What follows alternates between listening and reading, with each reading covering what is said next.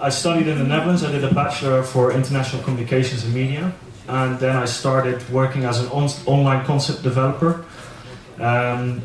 So we had a lot of, this was in a time when a lot of companies were looking to find an online strategy, so moving from retail to online retail.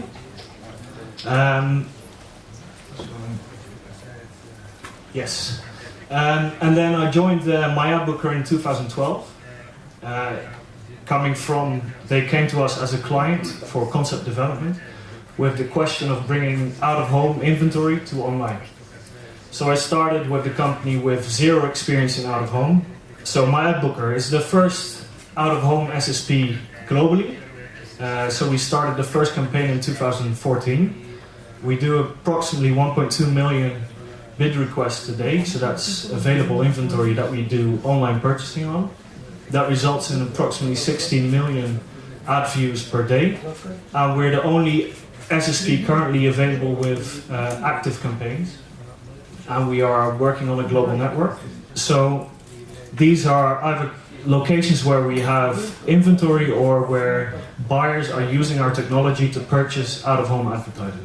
The first time I saw the out-of-home buying method, I really panicked. I knew online, but out-of-home was very linear. It was literally, you can buy 1 week or 2 weeks or 3 weeks. There was no flexibility at all. If you're running a food campaign that has a food for the evening, you're still running for a full week. So it's not very effective, there's a lot of waste. But then when I first looked at online and looked at the programmatic ecosystem, and I'll display the one from Russia. So this is also, it's chaos. There's so much to see and so many companies involved in programmatic advertising. That it really took some time for me, but also for the companies that we connect to find out where their position is within this advertising ecosystem, and to see where the opportunities are, what connections to make. So yeah, it's a very different ecosystem than to what you know from out of home. So why did we move into out of home, into programmatic out of home? We were a partner company of ours, CS Digital Media, was actually playing within a very small part of the market. So it was a market cap of 12 million euros, and that's more than 10 companies fighting for that 12 million euros. So there's not a lot of opportunity, and the out-of-home growth was very low. It was at maybe 1% a year. The total available market cap in the Netherlands for out-of-home was 140 million, but that's with JCDecaux and Clear Channel and Xterion taking the majority part of that. So we needed to move to new budgets, and we found the new budgets online because the total market cap for online in the Netherlands is 1.4 billion. So it was for us a natural position to say we're squeezed into a small market. How can we get new finances to come into the market? How can we grow? So this was our opportunity. So we did a proof of concept in 2014 with Coca-Cola and Cadrion, Dutch subway system, and it was the first programmatically bought online campaign globally. So one thing we learned was out-of-home is one-to-many. Very logical, but for online it's very illogical. Online is always one-on-one. So reaching one-to-many and communicating one-to-many is, on pricing level, is a challenge. Also on data level. We saw that the publisher was not data ready, so they had digital screens, but they knew from basic research what the reach was, but we needed to see the real-time reach, so we needed to know at what time, at what location, how many views can I actually generate.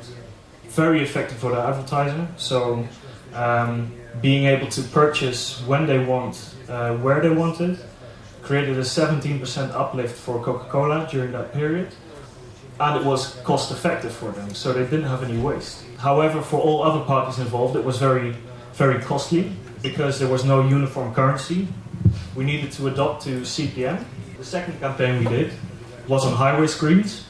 So this really changed the way we looked at it. So highway screens, we were also looking for data, and we were able to connect to, in the Netherlands we have sensors in the road that we can connect to, and we get real-time data of how many cars are driving by and how fast they are driving. So the second campaign was done based on traffic speed.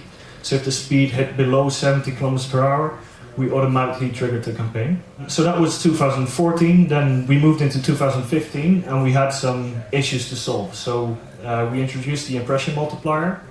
On the highway we had an issue with doing the one-to-many. The many was a lot, so we had to multiply the price by almost 100 during the high traffic hours.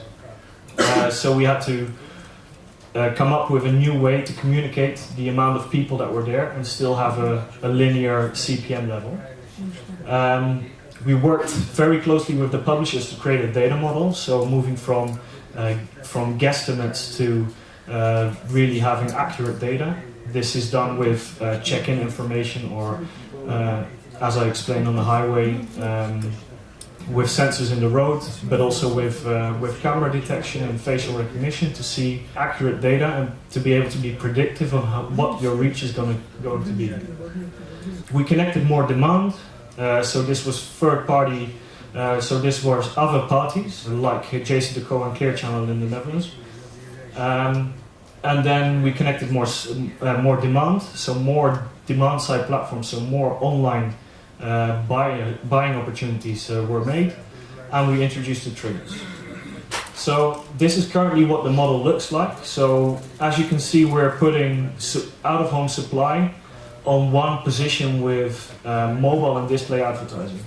So for advertisers buying from the top, they use their existing online ecosystem and they can purchase mobile, display and out-of-home from one position, manage their own campaigns, throttle the value and react in real time. So there's also a very good data integration, especially with mobile and out-of-home, as location is so important in mobile. The connection there is very effective for advertisers. So what we saw as we do not own any screens, but this is the inventory growth that we have. So the first network in 2015, then this should rise up, with connecting the partner and finally third-party inventory. So without having any screens, we moved from having an inventory of 35 screens to having a total inventory of more than 3,000 screens throughout Europe. Some examples. Another data integration that we do is radio synchronization. This is buying a radio ad combined with an out-of-home ad. So the software listens to radio channels to find the right audio signal, and once the right audio signal is found, the campaign is triggered on the screens. So from a buying perspective, this is super efficient for the buyer, so they can run longer campaigns and only advertise when they're top of mind. And instead of purchasing one expensive highway screen, they can do national coverage for a shorter amount of time. This is a good case displaying the use of mobile, out-of-home and display advertising.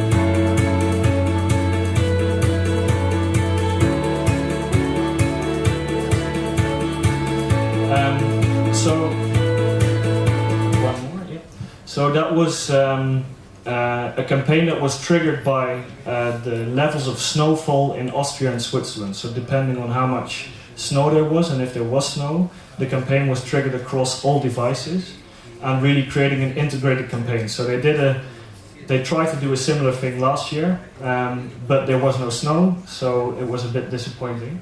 But this year they really managed to create a holistic campaign using one demand-side platform and buying all their inventory in one spot. This is what happens at the moment. So we have a campaign running for Turkish Airlines. It's running in Austria. The buyer is in Turkey and they're using our technology. So it takes 200 milliseconds for a screen to say I'm available to having an advertisement on screen.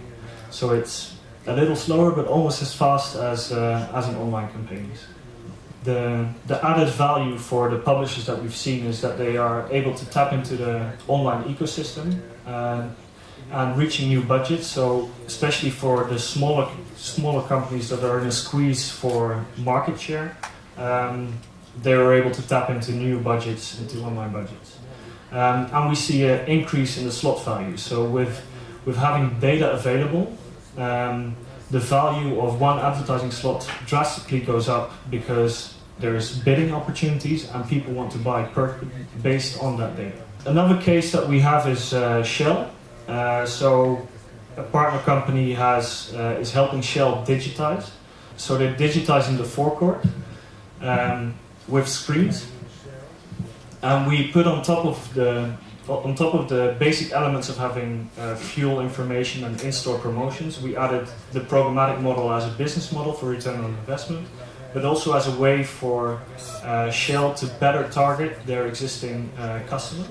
So on third-party advertising, we use, there's cameras installed on the screen, so we use license plate recognition, and based on that license plate, we can get all data from the vehicle, and that vehicle information really helps increase the value for advertisers. So we're running pilot campaigns, and we've spoken to all the major car companies, so Mercedes, BMW, and they really want to do their complete after sales on these screens because it's a unique location for them to reach their existing customer.